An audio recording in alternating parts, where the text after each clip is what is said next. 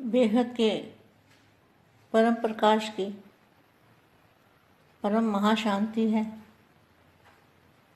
बेहद के दिव्य परम प्रकाश की महाशांति है। बेहद की महाशांति है। बेहद के प्रकाश की परम महाशांति है। परम महाशांति है। देखो बच्चों, जो सब परिवर्तन करने वाले बच्चे हैं, जो दादाजी के दिल तक नशीन बच्चे हैं, जो सच्चे सच्चे विश्व सेवाधारी हैं,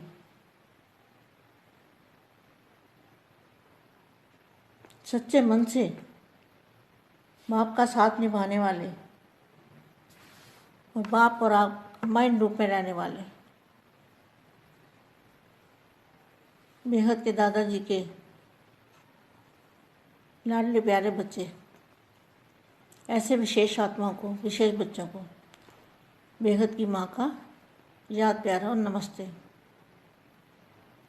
अब फिर मैं जो लिखा हुआ ज्ञान था मैंने बापू जी के द्वारा, आज फिर वो पढ़ने वाली हूँ। मुझे जो जहाँ से मिलता है, बापू जी के द्वारा जो मिलता है वो तो कहीं भी नहीं मिलता, उसको भी उठा लेती हूँ और बच्चों को बताती हूँ। वानियों में मिलता है व्यक्त वानियों में, तो उसको भी उठा लेती हूँ, वो भी बच्चों को देती हूँ, समझाने की कोशिश करती हूँ। और आज के पुरुषार्थ में भी जो मिलता है वो भी अच्छे शब्द कुछ मिलते हैं तो उनको भी मैं ले लेती हूँ। तो 205 नंबर का जो आज का पुरुषार्थ था, उसमें था कि जो शक्तियाँ हैं, शक्तियों से पर्दा उठ गया। तो पर्दा उठने का मतलब क्या है? जो पहले बंद दरवाज़ा पड़ा था, शक्तियों का दरवाज़ा बंद पड़ा था, वो बापू जी के द्वारा खुला ना। शक्तियाँ कहाँ पर हैं? कौन सी शक्तियाँ? कैसी शक्ति? उस शक्ति से होगा क्या? वो कौन सी पावर है जिसको शक्तियाँ बोलते हैं? और धारण कौन करेगा? जो बेहद की शक्तियाँ होंगी वही बेहद की शक्ति को धारण कर सकती है। साधारण आत्मा उस बेहद की शक्ति को, दादाजी की शक्ति को धारण नहीं कर सकती। तो पर्दा किनके लिए उठा है? जो बेहद की शक्तियाँ, चाहे उसमें पुरुष हो जहाँ नारी हो, कोई भी हो, आत्मा रूपी सब भाई भाई है। तो बेहद के दादाजी की जो शक्तियाँ हैं उसके ऊपर से पर्दा उठ गया है। तो ये पर्दा उठा तो शक्तियाँ लेने वाले कौन हैं? बेहद के बच्चे जो हैं, बेहद की आत्माएं, वो इस शक्ति को धारण कर सकते हैं, उसको समझ सकते हैं और उधारण करके अपना फरिश्ता स्वरूप और आत्म स्वरूप की अनुभूति कर सकते हैं। जब कमज़ोर आत्मा होती है ना, तो उसको ज्ञान समझ में नहीं आता और ना ही अपनी शक्तियों का उसको पता लगता है, क्योंकि शक्ति है ही नहीं आत्मा में। आत्मा का दिया बुझा हुआ है तो शक्ति कहाँ से आएगी? ना अपनी शक्ति है, ना धारण करने की पावर होती है। तो ऐसी आत्मा क्या है? सिर्फ बोलना और बुलवाना जानते हैं। क्या करते हैं? बोलना और बुलवाना और सुनना और सुनाना। धारण करने की पावर ऐसे आत्मा में नहीं होती, ना समझने की शक्ति होती, क्योंकि आत्मा की कैपेसिटी इतनी है, ज्ञान समझने की शक्ति नहीं है, क्योंकि आत्मा इतनी कमज़ोर हो चुकी है। तो आत्मा कमज़ोर कैसे हो जाती है? आत्मा कमज़ोर होती है जो इन आँखों से देखते हैं, इसी में खुशी मनाते हैं। घर बार ये सब जो कुछ मिलता है, गाड़ियाँ, मोटर गाड़ियाँ, सुख सुविधा के साधन जो भी मिलता है, उसको विश्व सेवा में लगाना चाहिए। अगर किसी के पास है तो उसको क्या करना चाहिए? विश्व की सेवा में लगाना चाहिए, अपने ऊपर जोश नहीं करना चाहिए। तो कमज़ोर आत्मा क्या करती है? कमज़ोर आत्मा उसमें फंस जाती है। उसके लालच में फंस जाती है, उसको यूज़ करने के लिए, सुख भोगने के लिए फंस जाती है। आप देख लो, जिनके पास, आपको पता है इतनी बड़ी संस्था के पास कितना सोने की द्वारका कहाँ पर है, बापू जी ने बताया हुआ है ना। तो सुख सुविधा को नहीं छोड़ने की ताकत, आत्मा में ताकत ही नहीं है कि ज्ञान समझे और ये स्थूल माया को छोड़े। खाली दिखावा कर रहे हैं, बाकी माया छोड़ नहीं सकते। अगर माया छोड़ देना तो तुरंत बाप को जान जाए। जो मायावी लोग हैं वो बाप को नहीं जान सकते, ये पक्का प्रूफ है। मायावी लोग बाप को नहीं पहचान सकते क्योंकि कमज़ोर हो चुके हैं, माया के वश में है। माया ने उनको वश में किया हुआ है। और बेहद के बच्चों को माया छू भी नहीं सकती। वश में तो करना बहुत दूर है, बेहद के बच्चों को माया छू नहीं सकती। तो ऐसी कमज़ोर आत्माएं ना ज्ञान धारण कर सकती है, ना दूसरों को दे सकती है। तो अपने साथ दूसरों का भी बेड़ा डुबोते हैं, खुद तो डूबे डूबे, औरों को भी साथ में ले डूबे। इनका ये हाल है।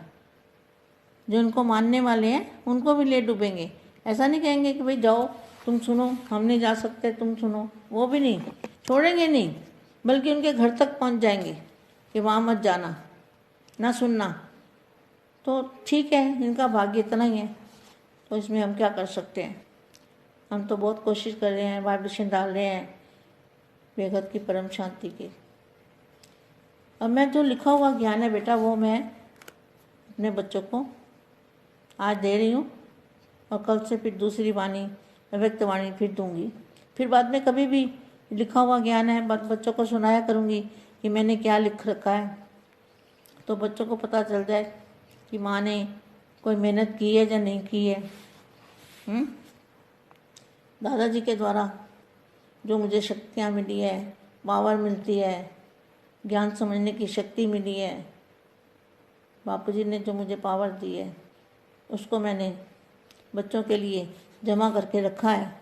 वो आज मैं बच्चों को बता रही हूँ। जहाँ लिखा है फरिश्ता स्वरूप कैसा है और उसका रंग रूप। देखो बेटा, ये बात है कि जैसे जब तक हम बन नहीं जाते ना आत्म स्वरूप या फरिश्ता स्वरूप बन नहीं जाते, तब तक मुझे रोज़ ही सिखाना है। क्योंकि रोज़ रोज़ सिखाने से एक ही चीज़ वो दिमाग के अंदर घर कर जाती है, बैठ जाती है कि हमें ऐसा बनना है और ये करना है, फिर ड्यूटी याद रहती है। तो इसलिए रोज़ रोज़ छोटे बच्चे को सिखाते हैं ना, एक लिखो, एक लिखो, एक लिखो, बार बार कहते हैं एक लिखो, तो बार बार कहते हैं लिखो, क्योंकि वो याद हो जाता है पक्का। तो इसी तरह से जो मैंने लिख के रखा है वो बच्चों को बताती हूँ। फरिश्ता स्वरूप कैसा है, मतलब उसका रंग रूप सब कैसा है और उसके अंदर कौन सी शक्ति है। जो फरिश्ता रूप है उसके अंदर कौन सी पावर होगी, फरिश्ता स्वरूप।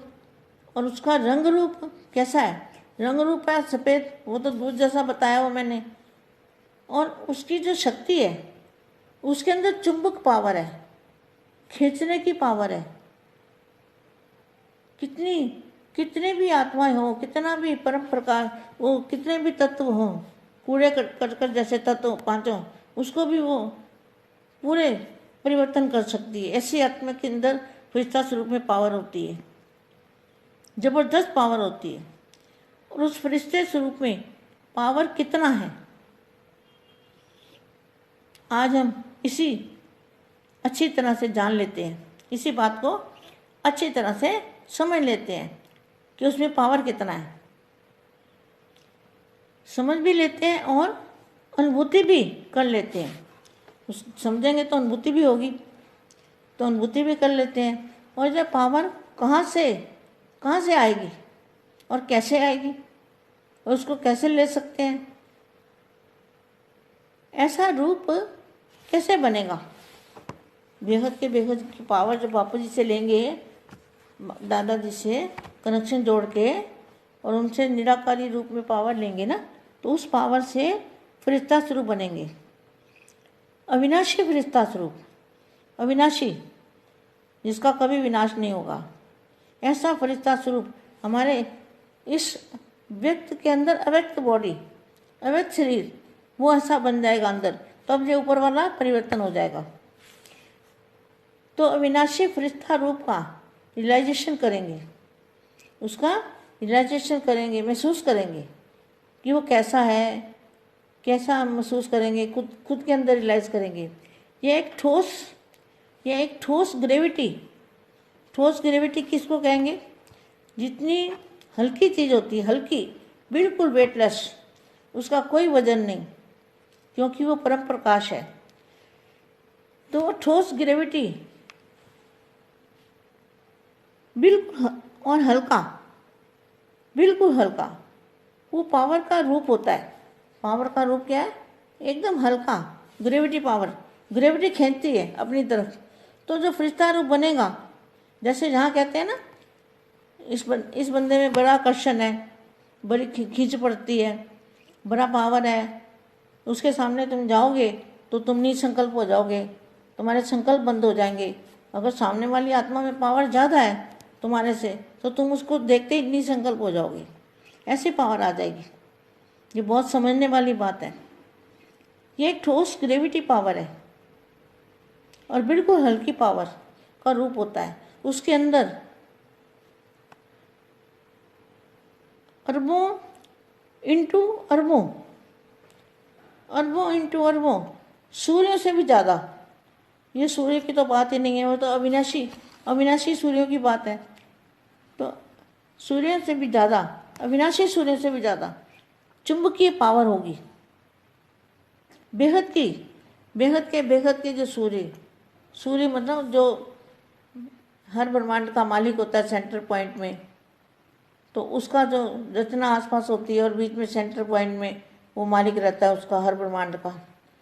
तो उसको बेहद का सूर्य यहाँ मैंने लिखा हुआ है, तो मैं बता दिया बच्चों को। अब जब बापू जी जाने, बापू जी का काम जाने, जो वो कराएंगे मैं वो करूँगी। और चुंबकीय पावर होती है, यह केवल और केवल खाली चुंबक और बेहद की चुंबक, बोलो बेहद की चुंबक, माना जितना ज़्यादा ऊपर जाओगे उतना ज़्यादा चुंबक पावरफुल होगा और बिल्कुल हल्का, हल्के से भी हल्का, हल्के से भी हल्का, हल्के से भी हल्का, और जितना हल्का उतना पावर ज़्यादा, उतनी चुंबक ज़्यादा, ग्रेविटी पावर ज़्यादा। तो जैसे अपना ये स्टूल लाइट होती है, तो स्टूल लाइट के ऊपर जो अंदर करंट है, करंट की जो शक्ति है वो तो बिल्कुल वेटलेस होती है, उसका वेट नहीं होता।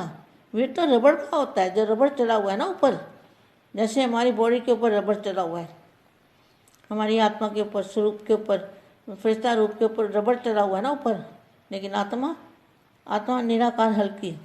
तो यहाँ क्या लिखा है? बेहद की चुंबक का स्वरूप होता है। उसकी एक झलक से, सिर्फ एक झलक से ही जैसे हमारी बुद्धि में उसकी झलक आ जाती है, बेहद की कला की, बेहद की कला की, ऊंच से ऊंच स्थान की। वो चुंबक जब हमारी बुद्धि में आ जाती है, कितनी देर? एक झलक से ही विश्व परिवर्तन हो सकता है। यही है स्वपरिवर्तन से विश्व का परिवर्तन। लोग जब बेहद के दादाजी परिवर्तन का लोग, यही परिवर्तन का यही विधि। जब बेहद के दादाजी 108 आत्मा से आत्मस्वरूप में स्थित होकर बेहद की कला के परम धाम से, लाइट हाउस से अविनाशी शक्ति आत्मा के द्वारा अपने इसी शरीर के अंदर बच्चे भरते जाएंगे, दादाजी से पावर लेके, और बच्चे लाइट हाउस से अविनाशी शक्ति आत्मा के द्वारा अपने इसी शरीर के अंदर भरते जाएंगे। तो यही शरीर परिवर्तन होकर अविनाशी फरिश्ता बनेगा। विश्व का भी वायुमंडल बीज सफ़ेद दूध जैसा अविनाशी अविनाशी अविनाशी पावर से भर जाएगा, अविनाशी पावर से भर जाएगा और वायुमंडल ही दूध जैसा सफ़ेद हो जाएगा। अविनाशी बेहद की पावर से भर जाएगा और तुम बच्चों में इतना पावर हो जाएगा कि तुम हर जगह परम प्रकाश से परिवर्तन करके अविनाशी प्रकाश बेहद की चुंबक से वायुमंडल को बदल दोगे।